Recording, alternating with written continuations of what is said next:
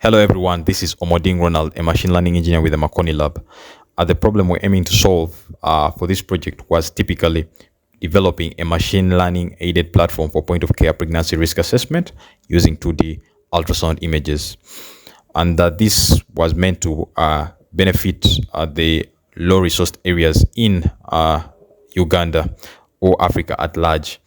And this does help with reducing the maternal mortality rates uh, by detecting early risk pregnancies.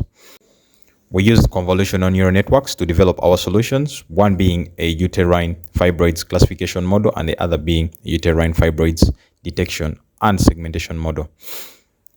The classification model was supplemented with an explainable AI tool termed as LIME that provided visual segmentations of the regions that the model did find relevant, and this actually did benefit our procedure of notifying the medical personnel about the model's understanding of each input image. The detection model simply provided a bounding box for areas where the myoma was detected, and this could be applied for in image data as well as a video data. Our solution did ensure that we were inclusive and responsible in the way we did collect the data, clean the data, de-identify the data, and also provide regulations on how this data was actually stored in an ethical and responsible way.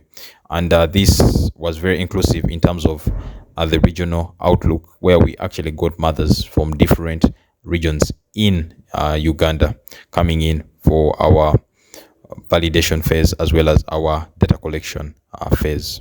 Called Kenya Lydia. I'm part of the medical team collecting images.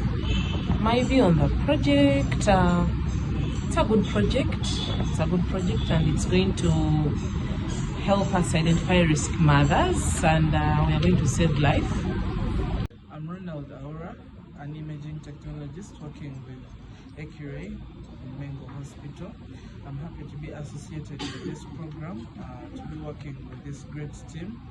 Now, so far so good.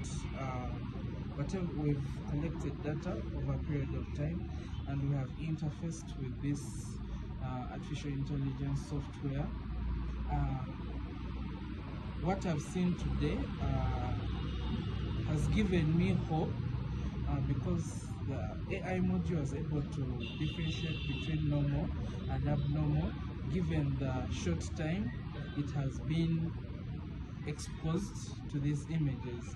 I believe with further exposure, this tool can be able to pull out more and also reduce missing diagnosis, misdiagnosis, and also it can bridge the knowledge gap. Given the fact that when sonographers get out of school, some of them may actually have less knowledge than this AI tool. So this AI tool can also teach the sonographers with time.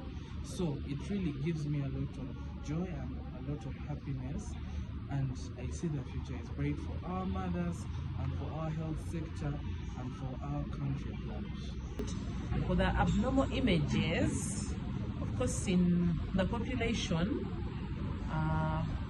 basing on where we are collecting data from, you're going to find a few risk mothers, and most of them are going to be normal patients. But if we are to capture as many abnormal cases as possible, we shall need to widen the net. To widen, to include other facilities, because you'll find that in a day you've scanned patients, and you've not even gotten any one abnormality, and all the patients you've captured are all normal. So next steps, number one, we're looking at more data collection, such that we can have larger data sets. We're planning on as well now developing an app on the phone such that we can use the portable ultrasound, but also having a number of use cases for our data set. So we're envisioning a time when we apply this even in the rural areas now that we've developed it.